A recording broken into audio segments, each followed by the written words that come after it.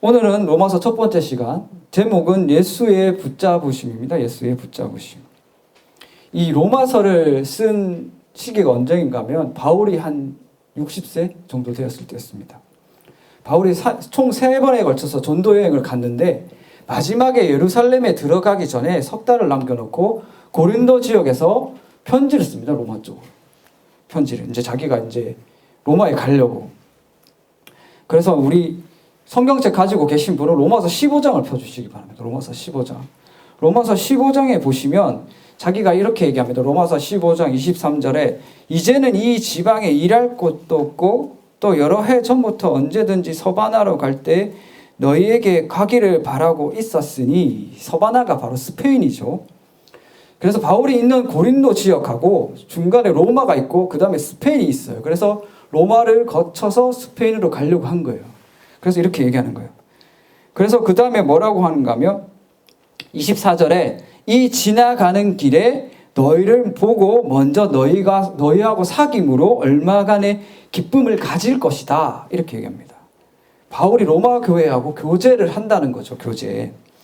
여기서 사귐이라고 하는 것은 그냥 남자친구, 여자친구 사귀는 게 아니고 신령한 교제를 얘기합니다. 신령한 교제. 즉 1장 11절에도 똑같은 말을 합니다. 1장 11절에서도 언급한 것 같이 1장 11절에 뭐라고 하는가 하면 내가 너희 보기를 간절히 원하는 것은 어떤 신령한 은사를 너희에게 나누어 주어 너희를 견고하게 하려 함이라. 신령한 은사. 여기서 신령한 단어를 풀어보면 무슨 뜻인가 하면 인간에게서 나올 수 없는 것. 하나님으로부터 받은 것을 너희에게 나눠주겠다. 그렇게 얘기하는 거예요. 신령한 것을. 그걸 나눠줘서 교회가 견고해지면 그 교회가 더 견고해져가지고 건강해지겠죠. 부흥해지겠죠. 그러면 교회가 갖는 특성이 뭔가 하면 성령이 불타는 교회일수록 선교하려고 합니다. 딴 거 안 해요. 복음을 전달하려고 하지. 그래서 바울이 그 로마 교회로부터 파송을 받아서 스페인으로 가려고 한 거죠. 로마 교회를 더 견고하게 해서. 선교 그 베이스로 삼으려는 거예요. 중심 기지. 스페인을 선교하기 위한. 그 당시에는 이 스페인을 땅끝이라 불렀거든요. 예수님이 올라가시면서 땅끝까지 복음 증가라고 그랬잖아요. 그래서 바울이 자기가 예수님이 말씀하신 대로 땅끝까지 복음을 전달하기 위해서 로마 교회에게 편지를 쓰는 거예요.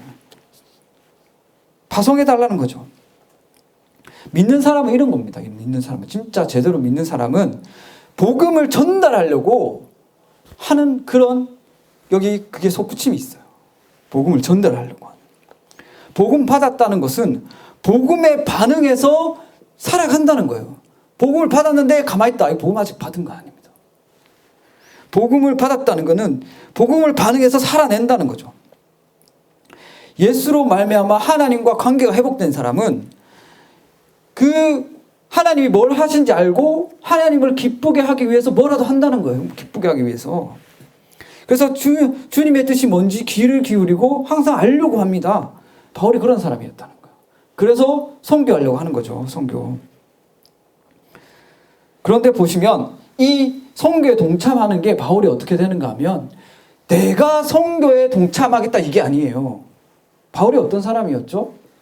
예수 믿는 사람 잡아 죽이는 핍박하는 사람이 있어요. 핍박자. 복음이 바울한테 와서 바울을 잡은 거예요. 이렇게. 그래서 오늘 제목이 예수의 붙잡으심입니다. 빌립보서에서 뭐라고 얘기했는가? 바울이 빌립보서 3장 12절에 내가 이미 얻었다 함도 아니요 온전히 이루었다 함도 아니라 오직 내가 그리스도 예수께 잡힌 바 된. 예수님한테 잡혔다고. 자기가 예수님한테 잡혔다고. 예수님한테 잡힌 바 된 그것을 잡으려고 달려가노라. 오늘 중심 모토입니다. 이거 예수님이 잡았다. 자기가 예수님한테 붙잡혔는 것 같이 로마 교회에서 그렇게 되기를 바랬던 거예요. 복음에 붙잡혀가지고 복음에 이끌림 받는 거죠. 그럼 어디로 가겠습니까? 복음을 듣지 않는 사람들. 그 당시에 3차 전도 여행할 때 뭐라고 얘기했는가 하면 여기는 이제 복음을 다 전달했다. 내가 전할 만한 곳이 없다. 이제 내가 가야 된다. 복음 얻는 것으로. 이렇게 얘기하거든요. 근데 이 가겠다는 얘기하면서 15장에 보시면 또 의미심장한 말을 합니다. 30절에 뭐라고 써있는가 하면 15장 30절에 형제들아, 내가 우리 주 예수 그리스도와 성령의 사랑으로 말미암아 너희를 권하노니 너희 기도에 나와 힘을 같이 하여 나를 위하여 하나님께 빌어. 이게 뭐라고 얘기하는가 하면 나를 위해서 기도해 달라는 거야. 하나님께 빌어. 나를 위해서 기도 좀 해줘. 이렇게 얘기하는 거예요. 예루살렘에 들어가기 직전이었거든요. 예루살렘에 들어가기 직전이었는데 기도하니까 불길한 예감이 드는 거예요, 바울이. 그 밑에 써있죠. 뭐라고 써있는가 하면 31절에 나로 유대에서 순종하지 아니하는 자들로부터 건짐을 받게 하고 또 예루살렘에 대하여 내가 섬기는 일을 성도들이 받을 만하게 하고. 거기 가면 예루살렘 지역에서 불순한 무리가 자기를 어떻게 할 것 같다는. 근데 실제로 들어갔을 때 잡혀갔습니다. 2년간 가택연금 당해요. 로마로 후송당해. 그래가지고 그때 옥중서신을 쓴 거예요. 지난 시간에 배웠죠. 옥중서신 뭐죠? 에벨, 빌골. 이 네 개를. 그 네 개 쓰기 전에 바울이 불길한 예감이 들어준 게 적중한 거야. 잡혀가서 들어가 2년 동안. 그래서 자기 보고 기도해달라는 거야. 그래서 이 로마서를 쓸 때 어떤 느낌으로 썼는가 하면 자기가 잡혀가서 죽을 것도 예상하고. 무슨 뜻인지 알죠? 유언서 같이 썼어요. 비장함 가득하게. 자기가 죽더라도 로마 교회가 이 서신서를 받고 견고해져 가지고 자기 대신에 선교하기를 바랬던 거죠. 그래서 뭘 어떻게 쓰죠? 60세, 바울이 60세라 그랬죠. 자기가 여태까지 20년 동안 사역했는 모든 정수를 여기다 다 쏟아붓습니다. 자기가 죽음까지 각오했으니까. 그래서 사람들이 로마서 하는 거예요. 여태까지 기독교 유명한 성인들이 다 이 로마서를 극찬했죠. 로마서로 변화받고. 어거스틴도 그렇고 루터도 그렇고 다 로마서로 회심했습니다. 로마서 강론하다가 또 어린아이들이 외치는 거 듣다가 성경이 떨어지는 거. 그렇게 변화받았죠. 그래서 여러분 계속 로마서를 묵상해야 돼. 딴 성경 안 읽어도 로마서는 계속 읽어야 돼. 로마서가 그래서 교리에 대해서 엄청 구체적이고 구원받는 거에 대해서 구체적으로 얘기를 합니다. 그리고 복음이 들어왔을 때 인간 내면에서 일어나는 심령의 상태도 굉장히 구체적으로 써놓습니다. 그래서 글을 읽어도 처음에는 이게 뭔 말인가? 도대체 이해가 안 된다. 이렇게 생각할 수 있는데 계속 읽어야 돼요. 왜 내 상태를 지금 말하고 있어요? 지금 내 상태를, 내 마음의 상태를. 그래서 읽어야 돼요. 관심을 가지고. 그래서 크게 이 로마서가 다루는 세 가지 주제가 있는데 첫 번째가 뭔가 하나님의 의에 대해서 다룹니다. 하나님의 의, 그 다음에 구속, 그 다음에 화목제물, 이 세 가지 중심 주제가 있습니다. 그리고 대략적인 구조를 보시면 여러분 주보 있죠. 주보에다가 제가 다 표로 갖다 놨어요. 주보에 표로. 대략적인 구조를 말씀드리면 1장에 인사말 나오고 1장 12절부터 죄에 대해서 다루고 왜 인간이 하나님 앞에서 심판받을 대상인가에 대해서 설명합니다. 그 다음에 3장 21절부터 하나님의 의가 나옵니다. 모두 멸망받을 그 앞에서 하나님이 계시는 거예요. 이 멸망당할 인간 앞에서 하나님이 어떤 뜻을 가지고 계신가, 그걸 얘기하고 있어요. 그 다음에 6장부터 칭의, 성화가 나오고 9장부터 11장까지 그렇게 섭리와 주권, 그러니까 구원에 대해서 계속 얘기해요. 11장까지. 그 다음에 12장부터 뭐가 나오는가 하면 구원받은 사람이 어떻게 사는가. 여러분 12장 정말 많이 읽었어요. 저는 앞에가 어려워서 신학교 다닐 때 12장만 주구장창 읽었어. 난 이렇게 살고 있나 생각하면서 12장만 주구장창 읽었어요. 그래서 처음부터 읽는 게 좋아요. 처음부터. 읽다가 딴 생각 들어오잖아요. 그럼 처음부터 다시 읽어요. 그게 성경 읽는 방법이에요. 제대로 정독하는 방법. 읽다가 딴 생각 들어오잖아요. 그럼 또 읽으면 중간에 끊어져요. 나중에 다 읽어도 뭘 읽었는지 몰라. 맥락이 없어. 난 이만큼 읽었는데. 그래서 중간에 읽다가 딴 생각 들어오잖아요. 그럼 처음으로 다시 들어가. 왜냐하면 내용이 연결이 돼야 돼. 제가 그래서 로마서 읽는 다시 그랬어요. 옛날에 어떤 목사님 저를 훈련시킬 때 성경 읽는 법을 그렇게 가르쳤어요. 딴 생각 들었으면 처음으로 가라. 처음으로 가라. 그렇게 가르쳤어요. 그렇게 읽는 게 좋아요. 그리고 오늘 먼저 1장부터 간단하게 다룹니다. 정말 간단합니다. 1장 우리 1장으로 넘어가서 1장 1절 함께 읽어보시겠습니다. 시작. 예수 그리스도의 종 바울은 사도로 부르심을 받아 하나님의 복음을 위하여 택정함을 입었으니. 아멘. 당시 로마 세계에서 종이라고 하면 우리 집안에 있는 그 가구하고 똑같았어요. 가구. 무슨 뜻인가 알죠? 사람이 아니라는 거예요. 사람이. 이 종이라는 단어에 세 가지 의미가 담겨져 있는데 뭔가 하면 말할 줄 모르는 거. 낫이나 호미, 도구 같은 도구적 의미. 그 다음에 밤벙어리. 정말 여기다가 뜻에 심하게 써놨는데 개와 같다. 이렇게 써놨어요. 그 다음에 마지막 세 번째가 노예. 그게 종이었어요. 당시 로마 세계에서 종. 바울은 오직 예수님한테 복종하는 종이었다는 거죠. 자기가 종. 종은 자기 생각이 없습니다. 빌립보서 2장 7절에 예수님이 그렇게 했죠. 삼일체 하나님하고 근본 동등하시나 자기를 비워 종의 형태로 계셨다. 이 빌립보서 2장 7절에 나오죠. 오로지 주인의 명령에 순종할 뿐이지 생각 안 합니다. 그냥 명령에 순종하지. 그런데 우리 자신을 들여다보면 그렇지 않습니다. 우리는 언제나 자기 판단이 앞섭니다. 자기 생각이 먼저고 자기 중심의 판을 쳐요. 그래서 그 중심, 자기 생각을 하면서 뭐라고 밑에 깔아놓는가 하면 이게 합리적이다고 숱한 변명을 둘러쌉니다. 자기를 합리화시키. 그러나 종은 그런 생각이 없어요. 아예 생각이 없어. 그냥 시키는 대로 하는 거지. 성경은 더 좋은 생각, 더 좋은 의견 내라고 하지 않습니다. 그냥 따르라고 하지. 그냥 따르라. 결과가 어떻든 간에 순종해라. 결과는 나한테 있다. 하나님이. 결과가 어떤든 순종하라. 그런데 보면 이 종의 의미가 우리한테 바로 갖다 붙이면 누구한테는 폭력이 될 수 있어요. 나 어떻게 그렇게 못하겠는데. 그렇잖아요. 하고 싶지 않은 것을 억지로 하라고 하면 종이 되잖아요. 정말 괴로운 종이 되잖아요. 괴로운 종. 그런데 바울은 고린도전서 15장 10절에 뭐라고 얘기했는가 하면 유명한 구절 있잖아요. 고린도전서 15장 10절은 내가 나된 것은 오로지 주의 은혜라. 내가 나된 것은 주의 은혜라. 내가 종이 된 거는 하나님의 은혜로 됐다는 거야. 하나님의 은혜. 그런 건 무슨 뜻이죠? 억지로 그렇게 됐다는 게 아니에요. 억지로. 로마서에서도 종이 된 이유를 설명합니다. 우리도 마찬가지예요. 우리도 바울처럼 이렇게 은혜로 종이 되어야 한다는 거죠. 5절 말씀 말미처럼 5절 말씀 끝에 뭐라고 이야기하는가 하면 믿어 순종하게 하나니라고 써있어요. 5절에. 사람이요. 믿는 만큼 순종합니다. 하나님 의지하는 만큼 순종해요. 하나님이 의지가 안 되니까 자꾸 자기 생각이 나오는 거야. 불안하니까. 또 이게 제가 판치니까 내가 하고 싶은 대로 사는 거예요. 예수 믿는다고 하면서. 근데 예수님 제대로 믿고 이 신앙이 깊어질수록 하나님을 만나는 게 깊어질수록 점점 자기가 없어져. 그냥 결과가 어떻든지 간에 던져요. 자기를 하나님한테. 던져. 종과 같이 있는 거죠. 구약에 보면 이렇게 하나님한테 불순종하는 사람들이 엄청 많았어요.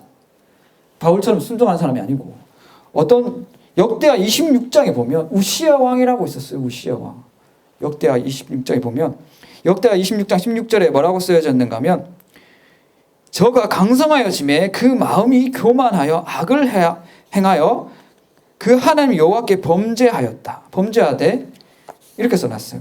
뭔가 하면 우시야 왕이 어떻게 했는가 하면 원래 제사장만 그 여호와 제단에 들어갈 수가 있었어요. 근데 자기가 분향하겠다고 자기가 들어간 거야.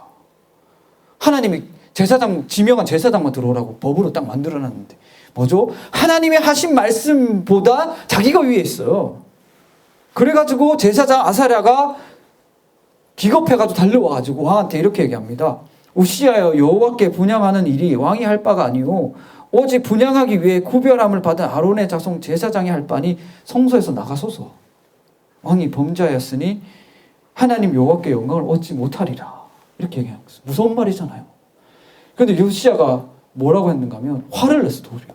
감히 나한테 제사장이 그러고 들어갔어. 그러니까 하나님이 진노하셨죠. 어떻게 했는가 하면 문둥병 걸립니다. 문둥병. 왕이 문둥병 걸려요.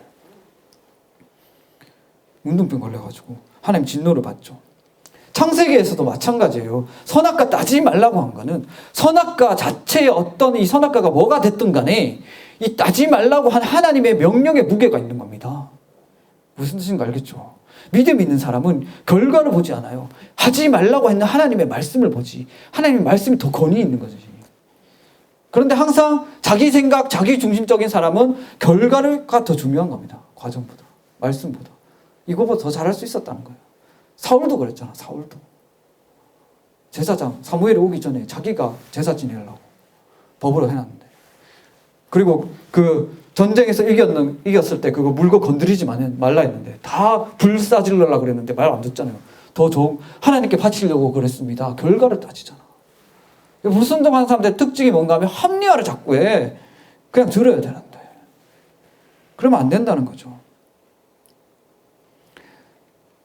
예수님이 산상수훈에서 뭐라고 말씀하셨는가 하면 온유한 자라고 얘기했습니다. 온유한 마음. 온유한 마음이 무슨 뜻인가 하면 헬라어로 프라우스라고 하는데 야생마를 길들일 때 쓰는 말입니다.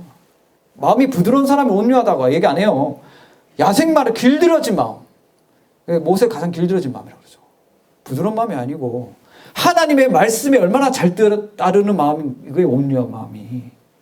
하나님의 말씀 들어와서 그 말씀에 붙잡고 충성하는 마음. 그게 온유한 마음입니다. 그런 사람이 복이 있다고 얘기하죠, 예수님이. 하나님의 말씀 딱 받는 거예요, 여기에. 그런 사람이 복이 있다고. 바울이 자기를 예수 그리스도의 종이라고 표현한 그 말씀에는 이런 의미가 담겨져 있다는 거죠.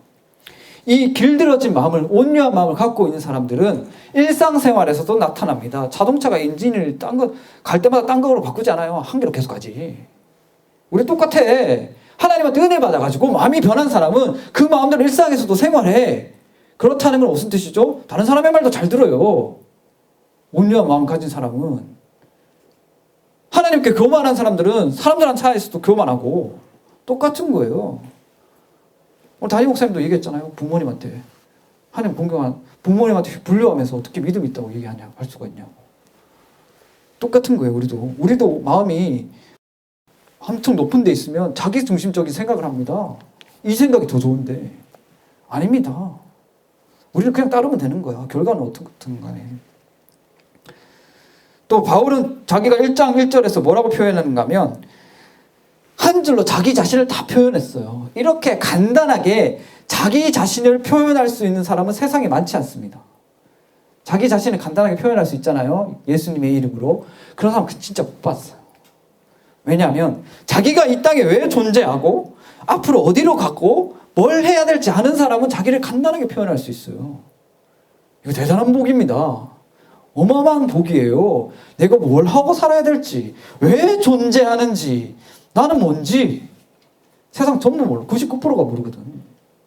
제가 신문에서 어떤 기사를 봤는데 어떤 정신과 의사가 글을 남겼어요. 근데 거기에 보면 자기를 찾아오는 환자 중에 정말 사회적으로 성공하신 분들이 많다는 거야. 이 사람은 정말 어딜 내놔도 뭐 흠잡을 데가 없는데 자기가 자수성가해가지고 다 이뤘는데 자기를 찾아온다는 거야. 정신과 진료를 받아. 왜 왔습니까? 하니까 그 다음을 모르겠어. 이렇게 하는 거야. 열심히 살았어요. 이 사람들이.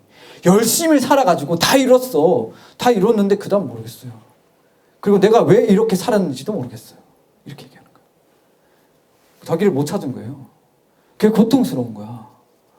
그래서 우리가 이해 안 되게 TV 보면 정말 높은 수준에 있는 사람들이 다 이상한 데로 빠지잖아요. 그게 고통으로 온 거야, 여기에. 저 사람 왜 다 갖췄는데 왜 저럴까? 그런 거예요, 그런 거. 근데 바울은 1장 1절에서 자기를 한 줄로 그냥 표현했어. 그랬다는 거는 바로 예수 안에 있다는 거죠. 예수님한테 붙잡혀가지고. 하나님께서 바울을 다른 직업과 일들로 빼내와서 복음 전파하는 오직 하나님의 직임을 위해서 택정하고 선별하셨습니다. 그래서 바울은 행복한 사람인 거죠. 그런데도 불구하고 주님한테 이렇게 부르심 받음에도 불구하고 세속적인 거 추구하는 사람들도 있는데 그런 사람들은 은혜를 모르는 사람들입니다. 은혜를 모르는 사람들. 바울은 자신이 이 일을 맡게 된 거를 억압이라고 생각하지 않고 은혜라고 말합니다. 은혜라고. 1장 5절에 나와 있죠. 1장 5절 함께 읽어보겠습니다. 시작. 그로 말미암아 우리가 은혜와 사도의 직분을 받아 그의 이름을 위하여 모든 이방인 중에서 믿어 순종하게 하나니. 아멘. 은혜 받았다고 말합니다. 은혜. 이 은혜 받음은 단순히 감정적인 표현이 아닙니다. 이 은혜 받은 사람들의 특징은 자신이 어떤 곳에서 구원을 받았는지 알아요. 자신이 어떤 곳에서. 자기 스스로는 도무지 꿈도 꿀 수 없는 거, 난 여기서 도저히 탈출할 수 없었는데 거기서 구원받는 겁니다. 죄를 지으면 처벌을 받지 그냥 풀려나지 않아요. 그런데 무서운 거는 이 죄의 특성이 뭔가 하면, 예수님 모르는 사람들의 특징이 뭔가 하면 자신이 죄가 없다고 생각합니다. 자기가 뭔 처벌을 받아야 될지 모르는 겁니다. 난 사회법 잘 지키는데, 난 세금도 잘 내고 다니는데. 그래서 예수 그리스도의 믿음이 없는 사람들의 특징이 뭔가 하면 이 마음과 머릿속에 하나님의 법이 없고, 하나님도 없고 예수님도 없고 오로지 사회법만 있어요. 이 세상 사람들이 나를 어떻게 생각하는가, 그것만 있어. 그래서 자기가 무죄하고 무고하다고 생각하는 거예요. 그래서 은혜를 이해할 수가 없어. 왜? 나는 구해주는 게 필요 없는데, 날 구해줄 필요가 없는데 왜 구해줘? 난 그런 거 필요 없는데. 그래서 전도하러 나가면 그렇게 얘기하잖아요. 필요 없잖아, 전도가. 이 하나님의 복음이 필요 없는 거예요. 근데 은혜 받은 사람은 자기를 어떻게 생각하는가 하면, 나 같은 게 어찌 구원을 받았나, 이런 생각합니다. 진짜 은혜 받은 사람은 자기 안에 이 죄가 어떻게 움직이는 게 보입니다. 죄가 어떻게 행해지는 거예요. 죄 때문에 심판받아야 할 게 주님이 아니고 내가 심판받았어야 되는데 주님이 구해줬다는 거예요. 가시관 씌우고 매질했잖아요, 우리가 주님을. 죄에 대해서 모르는 사람들이 그렇게 했어요. 가시관 씌우고 매질했어요. 여러분, 가시가 돋으면 만지지 않습니다. 왜냐하면 가시 만지면 아프잖아요. 그리고 자기를 무시하는 사람이 있으면 가까이 안 가요. 말도 안 걸어. 무시당할 거 아는데. 근데 여러분, 썩은 시체가 앞에 있고 저거 건들면 그 율법에서 걸려가지고 징계받고 또 손도 썩을 수 있는데, 병 걸릴 수 있는데 시체 안 만집니다. 자기를 죽이려 하는 사람한테 가지 않습니다. 자기가 죽임 당할 거 아는데. 제가 왜 이 말씀 드리는가 하면, 우리가 바로 예수님한테 그랬다는 거예요. 우리가 가시로 찔러대고, 우리가 무시했고, 우리가 썩은 시체 같았어요. 근데 예수님이 어떻게 했죠? 예수님이 우리를 붙잡았습니다. 우리 안에 상처와 죄 때문에, 여러분, 상처가 많은 사람일수록 가시가 많습니다. 그 사람한테 가까이 가기 힘들어. 엄청 찔러대요. 아시죠? 상담하시는 분은 아실 거야. 과거가 화려할수록 사람을 얼마나 많이 찔러대는지. 우리가 주님한테 그랬다는 거. 그래서 가시면류가 쓰였잖아. 창세기도 나오잖아요. 가시와 원뭉키가 나와서. 죄 때문에. 우리가 계속 주님을 찔렀어요. 근데 주님 어떻게 했죠? 그래도 잡았어요. 피가 났잖아. 무시하는 거요. 그 당시에 예수님을 무시하는 로마 병사, 그 다음에 유대인들, 네가 왕이면 내려와봐라. 지금도 똑같습니다. 어느 우리 삶 속에 하나님 말씀 있습니까? 일주일 내내 하나님 말씀 있습니까? 지금도 똑같이 주님 무시합니다. 지금도. 그리고 우리가 죽였어요. 우리가 예수님을 십자가에 매달았다고요.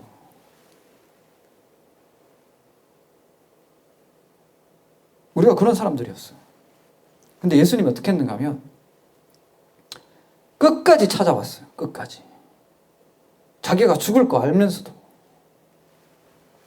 자기가 죽을 거 알면서. 전에 제가 설교 드렸을 때 제가 심판대 앞에서 이렇게 어린아이같이 주님 손잡고 있었다고 했잖아요.